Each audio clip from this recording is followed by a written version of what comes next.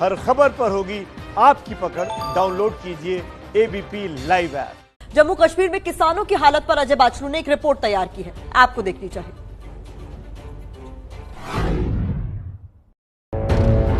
ये दो तस्वीरें हैं। पहली तस्वीर में एबीपी न्यूज संवाददाता अजय बाचलू है। दूसरी तस्वीर है जम्मू की। इस तस्वीर में भारत पाकिस्तान अंतर्राष्ट्रीय सीमा पर मौजूद गांव कानाचक में लहलहाती गेहूं की फसल है।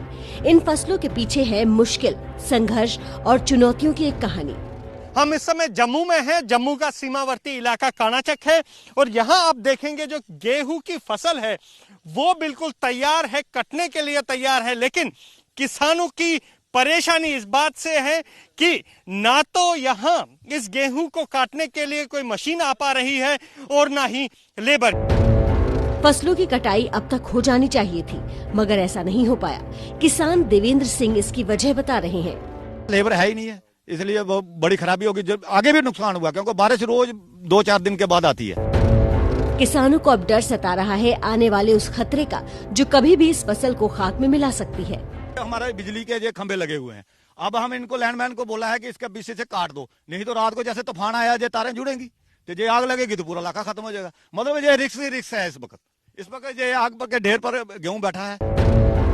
किसान ही वो तरीका भी सुझा रहे हैं जिससे इनकी समस्या का हल हो सके।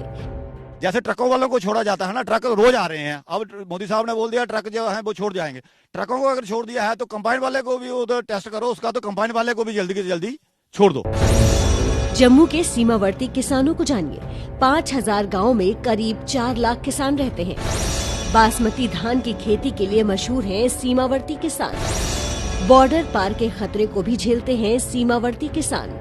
किसानों की समस्या ये कि फसल तो पककर तैयार हुई है, लेकिन इस फसल को काटे कौन। और अब किसान ये कह रहे हैं कि अगर कंबाइनर अगले कुछ दिनों में यहाँ नहीं पहुंचे तो उनकी एक खड़ी फसल बर्बाद हो जाएगी। कैमरामैन पवन चौधरी के साथ अजय बाचलू, एबीपी न्यूज, भारत पाकिस्तान अंतर्राष्ट्रीय सीमा। तो देखिए हमारे साथ अभी भी जुड़े हुए हैं जम्मू से अजय बाचलू, स्टार संवाददाता हैं। इनकी रिपोर्ट्स जो है पूरा देश बहुत ध्यान से देखता है। अजय, मैं ये जानना चाहूंगा कि अगर ये कंबाइनर नहीं आए, अगर मशीनें नहीं आई कटाई के लिए, तब फिर क्या होगा? ये तो फसल बेकार हो जाएगी। क्या सरकार की तरफ से कोई कदम उठाए गए इन मशीनों को लाने ले जाने के लिए, या किसान अपनी ही पहल पर डिपेंडेंट है?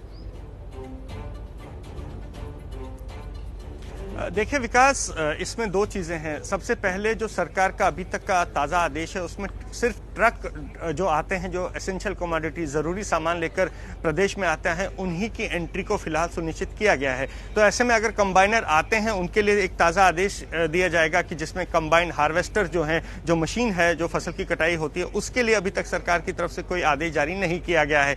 तो ऐसे में किसानों की समस्याएं दो हैं।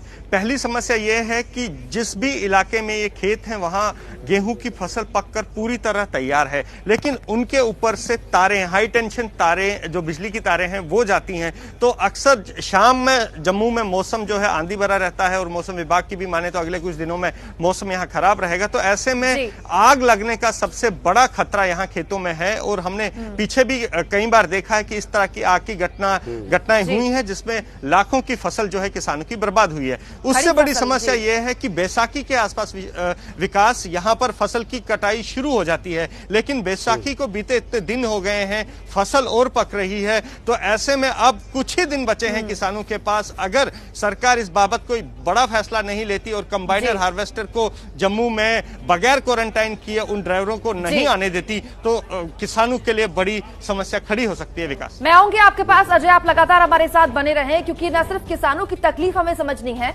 हमें यह भी समझना है कि जम्मू कश्मीर पूरा राज्य इस वक्त कोरोना के खिलाफ किस तैयारी के साथ लड़ रहा है और ग्राउंड जीरो पर क्या हालात हैं।